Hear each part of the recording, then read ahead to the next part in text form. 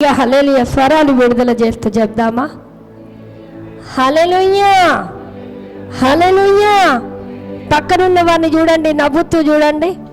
దేవుడు మాట్లాడబోతున్నాడు అని చెప్పండి. దేవుడు మాట్లాడబోతున్నాడు. హల్లెలూయా. దేవుని నామానికి మహిమ కలుగును గాక. మీకు మీరుగా చెప్పుకోనండి, దేవుడు నాతో మాట్లాడబోతుండు. వాక్యమైన దేవుడు నాతో మాట్లాడబోతుండు. వాక్యము నన్ను దర్శించబోతుంది. హల్లెలూయా. దేవుని నామానికి మహిమ కలుగును గాక. కళ్ళు మూసుకున్నట్లయితే ప్రార్థించుకొని వాక్య సందేశములోనికి వెళ్దాం.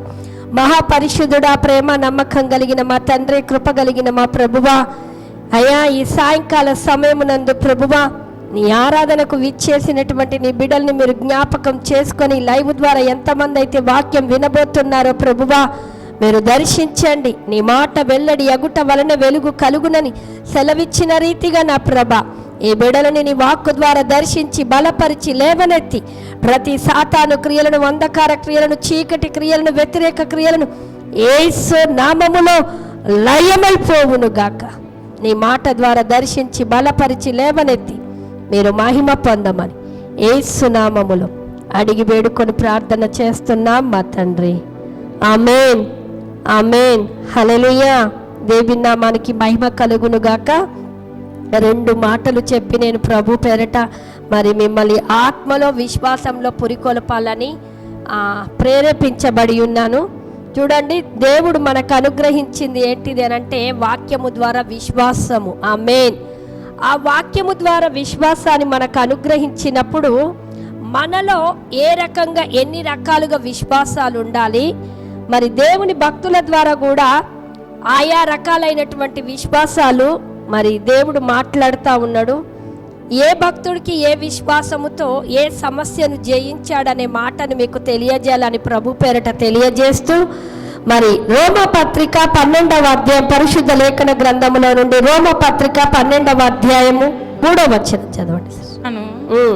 ఎంచుకొన తగిన దానికంటే ఎక్కువగా ఎంచుకొనక దేవుడు ఒక్కొక్కనికి విభజించి ఇచ్చిన విశ్వాస పరిమాణ ప్రకారము తాను స్వస్థ బుద్ధి గలవాడగుటకై తగిన రీతిగా తన్ను ఎంచుకొనవలెనని. హల్లెలూయా. నా వైపు చూడండి. దేవుడు మనుషులకి ఆయా పరిమాణము చొప్పున, నీకు నీ పరిమాణము చొప్పున విశ్వాసాన్ని అనుగ్రహించాడా లేదా? అనుగ్రహించినటువంటి దేవాది దేవుడు ఏం మాట్లాడుతున్నాడంటే, అక్కడ ఉన్నటువంటి మాట విశ్వాస పరిమాణ ప్రకారము తాను స్వస్థ బుద్ధి గలవాడగుటకు తగిన రీతిగా తన్ను ఎంచుకొనవలెనంట. ఏం ఎంచుకోవాలి? డ్రెస్సులు చూస్తాము షాప్లో, ఇష్టమైన కలర్ని ఎంచుకుంటాం, ఇష్టమైన డ్రెస్సుని ఎంచుకుంటాం, అవునా లేదా? దేవుని వాక్యం అంటుంది, రోమపత్రిక 10:17 అంటుంది, వినుట వలన దేవుని గూర్చి వాక్యము, దేవుని గూర్చి మాట వినుట వలన మనకు విశ్వాసం.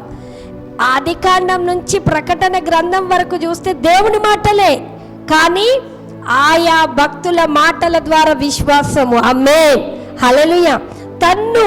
తన్ను ఏమని అంటుందంటే తగిన రీతిగా తన్ను ఎంచుకొనవలంట. ఈరోజు నీ విశ్వాసాన్ని ఒక పరిమాణము చొప్పున, ఒక గురి చొప్పున, ఇంకొక రకంగా చెప్పాలంటే కొందరి భక్తుల విశ్వాసాన్ని పోల్చి ఏ విశ్వాసముతో నువ్వు నడిపించబడుతున్నావు, ఏ విశ్వాసములో నువ్వు ఆగిపోయావనే మాటను మీకు తెలియజేయాలని నేను ఆశపడుతూ ఉన్నాను. మిమ్మల్ని ఒక ప్రశ్న అడుగుతాను. అబ్రహాముకు ఏ విశ్వాసం ఉంది? భలే క్వశ్చన్ అడిగారు. ఆయన అబ్రహాం అంటేనే విశ్వాసం కదా పాశ్రమ్మ. నమ్మాడు, పొందాడు, వెళ్ళిపోయాడు. అబ్రహాముకు ఏ విశ్వాసము ఉంది? అబ్రహాముకు ఏ విశ్వాసము ఉంది తెలియదు, కానీ విశ్వాసం ఉందనే తెలుసు. ఏ విశ్వాసం ఉంది? నేను అందుకే ఫస్టే చెప్పా. ఏమని చెప్పానంటే, దేవుడు మనందరికీ విశ్వాసం ఇచ్చాడు. ఆయా పరిమాణాల చొప్పున నీకున్న విశ్వాసాన్ని ఏ పరిమాణముతో ఎంచుకుంటున్నావు అనేదే నా క్వశ్చన్. అయితే మొదటిది అబ్రహాము విశ్వాసం, రెండవది యోబు విశ్వాసం, మూడవది షడ్రక్ మేషక్ అబేద్నెగోల ఈ ముగ్గురు విశ్వాసాలని ఈరోజు మీ ముందు పెట్టాలని నేను ఆశపడుతున్నా. మొదటిది అబ్రహాము విశ్వాసము. ఆమేన్. మొదటగా విశ్వాసం అంటే ఏంటిదంటే హెబ్రీలకు రాసినటువంటి పత్రిక 11వ అధ్యాయం 6వ వచనం అంటుంది, దేవుణ్ణి చెప్పాలి. విశ్వాసం అంటే ఏంటిది? దేవునికి ఇష్టడై ఉండుట. దేవునికి నన్ను మళ్ళా కన్ఫ్యూజ్ చేసేసినావు. దేవునికి ఇష్టడుగా ఉండాలి. ఇష్టడుగా ఉంటే విశ్వాసము. దేవునికి విశ్వాసములో ఉన్నాము అంటే ఇష్టలై ఉండాలి, అవునా? కానీ బైబిల్ సెలవిస్తుంది అబ్రహాము విశ్వాసాన్ని మనల్ని కోరుకుంటున్నాడు. అబ్రహాము విశ్వాసం ఏంటిదని? మనమందరము విశ్వాసంతోనే ఉన్నాం. దేవుడు మనల్ని ఇష్టలు అంటున్నాడు. ఆమేనందమా? కానీ మనలో ఒక పరిమాణాన్ని పెట్టిండు. ఆ పరిమాణము యోబు విశ్వాసమా, అబ్రహాము విశ్వాసమా, ఏ విశ్వాసమో ఈరోజు మీకు నేను తెలియజేయాలని నేను ఆశపడుతున్నాను. అబ్రహాము విశ్వాసం ఎంతమందికి కావాలి? మాకు తెలియదు కనుక మేము ఎట్లెత్తుతాం? కావాలా?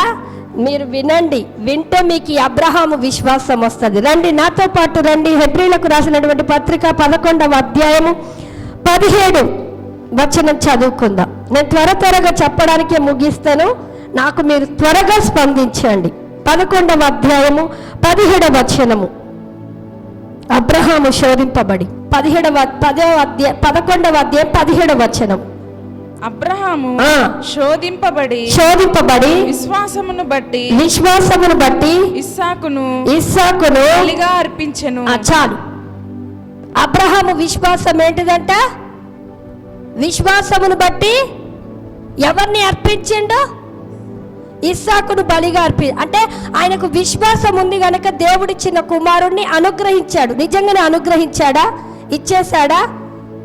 ఇయ్యలే. కానీ బైబిల్ సెలవిస్తుంది విశ్వాసమును బట్టి ఇస్సాకును బలిగా అర్పించెను. ఎట్లొచ్చింది మాట? ఏ రకంగా వచ్చింది అని అంటే మీరు ఇదే వచనంలో చూసినట్లయితే 19 ఇంట్లో 18, 19 అన్ని కలిసి ఉన్నవి. ఇందులో దేవుడు శక్తిమంతుడు అనే మాట రాయబడి ఉన్నది. పై వచనం చదువు సిస్టర్. అబ్రహాము మృతులలో నుండి, సరే 19 నుండి కంటిన్యూ చేయి. ఎవడు ఆ వాగ్దానములు సంతోషముతో అంగీకరించును, ఇస్సాకు వలనైనది నీ సంతానం అనబడును అని ఎవరితో చెప్పబడును. ఆ అబ్రహాము మృతులను సైతము లేపుటకు దేవుడు శక్తిమంతుడని ఎంచిన వాడై తన ఏక కుమారుని అర్పించి ఉపమాన రూపముగా అతనిని మృతులలో నుండి మరలా పొందెను. ఆమేన్. అబ్రహాము విశ్వాసం ఎటువంటి విశ్వాసం అంటే ఈ లేఖన భాగంలో రాయబడింది, దేవుడు శక్తిమంతుడు అని నమ్మిండంతే. చప్పట్లు కొట్టి దేవి నామాన్ని మహిమపరచండి. దేవుడు శక్తిమంతుడు అని తన కుమారుని బలిపీఠల మీద, తన కుమారుని కట్టెల మీద పెట్టాడండి. అంటే అర్థం ఏంటిదో తెలుసా? నా కుమారుడు బలిగా అర్పించబడుతున్నప్పుడు బూడిదలో నుండి ఇస్సాకు బయటికి రాబోతుండు. చప్పట్లు కొట్టి దేవుని నామాన్ని మహిమపరచాలి. దేవుడు శక్తిమంతుడు. ఎటువంటి శక్తిమంతుడు అంటే కాలిపోయినా కూడా బూడిదలో నుండి కూడా దేవుడు తీసుకురాగలిగిన శక్తి కలిగిన విశ్వాసం. ఆమేన్. నువ్వు నీ దేవుణ్ణి నువ్వు ఎరిగి ఉంటే నీకు ఆ విశ్వాసం వస్తుంది. అబ్రహాం అంటా ఉన్నాడు ఏమనంటే విశ్వాసులకు తండ్రి అని పేరు వచ్చింది ఆయనకు. ఆయన అంటా ఉన్నాడు నేను, నా విశ్వాసం ఎటువంటి విశ్వాసం అంటే దేవుడు శక్తిమంతుడు. ఆమేన్. అబ్రహాం విశ్వాసం అంటే ఏంటిది చెప్పాలి నాకు. అబ్రహాం విశ్వాసం ఏంటిది? Silent type. అబ్రహాం దేవుడు శక్తిమంతుడు. ఎటువంటి శక్తిమంతుడు అమ్మా అంటే నా కుమారుని నేను బలి ఇచ్చిన, ఆ కట్టెల్లో కాలిపోయినా, బూడిదైనా, నామ రూపాలు లేకపోయినా, ఆకారము లేకపోయినా తిరిగి బూడిదలో నుండి ఆకారం ఇవ్వగలిగిన శక్తి ఎవరిలో ఉందో తెలుసా? అది అబ్రహాం విశ్వాసం. ఈరోజు ఉందా మనకు? అబ్రహాములో 2 రకాల విశ్వాసాలు ఉన్నాయి. ఒకటి అంటున్నాడు దేవుడు శక్తి కలిగిన విశ్వాసం. శక్తిమంతుడు దేవుడు, ఆయన నమ్ముకున్న బిడ్డలని శక్తిగా నిలబెట్టబోతాడట. ఆమేన్ అందా. ఆమేన్, హల్లెలూయా. దేవి నామానికి మహిమ కలుగునుగాక. ఆయన నమ్మిన బిడ్డల్ని శక్తివంతులుగా నిలబెడతాడే తప్ప శక్తిహీనులుగా చేయడు. అందుకే ఇర్మియా గ్రంథం అంటా ఉంది, నాకు అసాధ్యమైనది ఏదైనా, సర్వ శరీరకు నేను దేవుణ్ణి, నాకు అసాధ్యమైనది లేదు. నేను ఎవరిని అంటే ఆల్ మైటీ గాడ్. ఆమేన్. నేను సర్వశక్తి కలిగినది. సర్వము, ఈ భూమి మీద సర్వము, పరలోకంలో సర్వము. ఆమేన్. సూర్యుని సృష్టించేంత శక్తి, చంద్రుని సృష్టించేంత శక్తి, భూమిని శూన్యములో వేలాడదీసినటువంటి శక్తి, మరి సముద్రాన్ని ఎల్లలు తయారు చేసినటువంటి శక్తి దేవాది దేవునిలో ఉందట. ఆమేన్. భూమి ఆకాశములను సమస్తాన్ని సృష్టించడానికి ఆయనలో ఎంత శక్తి ఉందో, నేనంటాను మన శరీరంలో అవయవాలు పాడైపోతున్నాయేమో, మన శరీరంలో అవయవాలు నీరసిల్లుతున్నాయేమో. నువ్వు నమ్మాలి ఏమని తెలుసా? దేవుడు శక్తిమంతుడు. దేవుడు, నా దేవుడు ఎటువంటి వాడు? శక్తినిచ్చే దేవుడు. నా అవయవాలకు శక్తినిచ్చే దేవుడు, నా కుటుంబానికి శక్తినిచ్చే దేవుడు, నా పిల్లలకి శక్తినిచ్చే దేవుడు, నా భర్తకి శక్తినిచ్చే దేవుడు, నా భార్యకి శక్తినిచ్చే దేవుడు. ఆమేన్. శక్తి కలిగిన దేవుడు అని అబ్రహాము నమ్మాడట. మనం నమ్మలేకపోతున్నాం. కారణం ఏందో తెలుసా? దేవుడు ఎవరో అని మనం గుర్తుపట్టట్లేదు. దేవుడు ఎవరో అని గుర్తుపట్టకుండా, ఆయన శక్తిలోనికి మనం ప్రవేశించకుండా, అందుకే అబ్రహాం ఏమో అంటున్నాడు శక్తి కలిగిన దేవుడు అని ఆయన అంటుంటే, మనమేమంటామో తెలుసా? అబ్రహాంకు ఆపోజిట్లో అంటాం, దేవుడి శక్తే లేదు. ఎందుకంటే నా జీవితంలో జరుగుతలేవు కదా, నా కుటుంబంలో జరుగుతలేవు కదా, నాకు అనారోగ్యం పోవట్లేదు కదా, నాకు అప్పులున్నాయి, వాటిలో నుండి నాకు విడుదల వస్తలేదు కదా, లేకపోతే నా కుటుంబం కట్టబడతలేదు కదా. మనం ఎలా నీరసిల్లిపోతున్నామంటే, మన దేవుడు ఏమీ శక్తి లేదు అంటే చాతగాని వాడు. మన దేవుడు శక్తి లేదు అని అంటే ఏమీ చెయ్యని దేవుడు అని మనమే బిరుదేస్తున్నాం. కానీ అబ్రహాం ఎవరో తెలుసా అండి? మూగ విగ్రహాలను మోసుకెళ్తున్న దేవాది దేవులను కాదు, కానీ మూగ, ఆయనే చేసిన విగ్రహాలు మాట్లాడలేనివి, చేసిన విగ్రహాలు పని చెయ్యలేనివి, తట్టలో పెట్టుకొని వెళ్తుంటే, కొద్ది దూరంలో వెళ్తుంటే ఆకాశములో నుండి స్వరము వినబడింది. ఎవరివయ్యా నువ్వు? అబ్రహామా అబ్రహామా అని ఆకాశములో నుండి స్వరము వినబడితే, ఎవరివయ్యా నువ్వు? నేనెవరినో తెలుసా? నువ్వు మోసుకెళ్తున్నవి మాట్లాడలేవు, కానీ నేను నిన్ను మోయబోతున్నా. ఆమేన్. చప్పట్లు కొట్టి దేవుని నామమున. నువ్వు మోసుకెళ్తున్నవి నీతో మాట్లాడలేవు, నేను మాట్లాడుతున్నది ఎవరో తెలుసా? నిన్ను మోసుకుపోయే దేవుడు అన్నాడు. ఆమేన్. అప్పుడు అనుకున్నాడు అబ్రహాము, ఏమన్నా తెలుసా? ఇన్ని రోజులు దేవుళ్ళు అంటే నేనే మోయాలనుకున్నా, కానీ నన్ను మోసే దేవుడు ఉన్నాడా? అదేనండి దేవుని శక్తి, అదేనండి దేవుని శక్తి.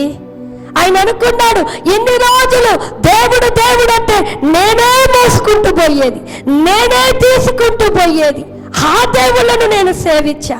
కానీ ఈరోజు నన్ను మోస్తానంటున్నాడు, నా కుటుంబాన్ని మోస్తానంటు, నాకున్న అవమానాన్ని మోసే దేవుడట. ఆమేన్. అందుకే అబ్రహాముకు తెలిసింది ఒకటే ఒకటి, నన్ను మోసే దేవుడు మాట్లాడినప్పుడు, నన్ను మోసే దేవుడు నన్ను మోస్తానన్నప్పుడు, మోయలేని దేవుడు, మాట్లాడాలని దేవులను తీసి పక్కన పెట్టాడండి. ఈరోజు నీ విశ్వాసం ఎక్కడుంది? ఈరోజు అబ్రహాము లాంటి విశ్వాసం నీకుంటే నువ్వు ఎలా వెళ్తావో తెలుసా? నా సమస్య నేను కాదు మోసేది, ఎవరు? ప్రయాసపడి భారము మోసుకొని వస్తున్న సమస్త నా యొద్దకు రండి, నీ భారాన్ని నేను మోస్తానంటుండు. అంత మంచి మాట మాట్లాడినటువంటి దేవాది దేవునికి మనం భారం అప్పగిస్తలేము, కానీ మనం ఏం చేస్తున్నామో తెలుసా? మన భారాలని, మనకున్న కష్టాలని, మనకున్న బాధలని, మనకున్న రోగాలు మనమే మోస్తున్నాం. ఈరోజు అబ్రహాము ద్వారా మాట్లాడుతున్నాడు. అబ్రహాము విశ్వాసం మనకు ఉండాలి. అబ్రహాము మాట్లాడలేని దేవుళ్ళను మోసాడు. ఎప్పుడైతే దేవుడు తనకు తాను పరిచయం చేసుకొని నేను నిన్ను మోస్తా, నేను నీతో మాట్లాడుతున్నాను చెప్పగానే అప్పుడు అబ్రహాము గ్రహించి ఆ మాట్లాడలేని విగ్రహాలను పక్కన పెట్టి మాట్లాడుతున్న దేవుడితో వెళ్ళడం ప్రయాణం చేశాడు. చప్పట్లు కొట్టి దేవుని నామాన్ని మహిమపరచండి. హల్లెలూయా. ఎప్పుడైతే తన ప్రయాణాన్ని కొనసాగించాడో ఆయనకు అనుకున్నాడు, ఆయనకు తెలిసిపోయింది ఇన్ని రోజులు నేనే మాట్లాడాను మూగ విగ్రహాలతో, కానీ ఇప్పుడు నా దగ్గరికి ఎవరు వస్తున్నారో తెలుసా? మాట్లాడే దేవుడు వస్తున్నాడు. ఆమేన్. శక్తి కలిగిన దేవుడు వస్తున్నాడు. ఆమేన్. నా భారాన్ని మోసే దేవుడు వస్తున్నాడు. ఆమేన్. అందుకే అబ్రహాముకు ఒక గుడ్డి విశ్వాసం వచ్చింది. ఏంటిదో తెలుసా? శారా గర్భము మృతతుల్యమైనట్టు చూసినా కానీ విశ్వాసమును బట్టి బలము పొందుకొని శారా గర్భము ధరించనని రాయబడింది రోమపత్రిక 4వ అధ్యాయం. నేను ఎందుకు ఈ మాట చెప్తున్నా తెలుసా? అబ్రహాము విశ్వాసము ఏంటిది అని అంటే, దేవుడు శక్తిమంతుడు. ప్రతి ఏరియాలలో నా దేవుడు శక్తిమంతుడు. ఏ పరిస్థితిలో ఎండిన భూమిలో నీళ్లను తీసుకువచ్చే శక్తి ఆయనలో ఉంది. అరణ్యములో త్రోవను కలగజేసే శక్తి ఆయనలో ఉంది. ఆమేన్. ఎముకలలో జీవమునిచ్చే శక్తి ఆయనలో ఉంది. ఆమేన్. ఎక్కడ నీకు అనారోగ్యం ఉందో, ఎక్కడ నీకు అస్వస్థత ఉందో, ఈరోజు అబ్రహాము లాంటి విశ్వాసముతో నువ్వు పలకడం ప్రారంభించు. ఏమని తెలుసా? దేవుడు శక్తిమంతుడు. దేవుడు నాకున్న రోగాన్ని, నాకున్న బాధను, నాకున్న అవమానాన్ని, నాకున్న అప్పులను, నాకున్న ప్రతిదాన్ని తీసివేసే శక్తిమంతుడు. ఆమేన్. హల్లెలూయా. దేవుని నామానికి మహిమ కలుగును గాక.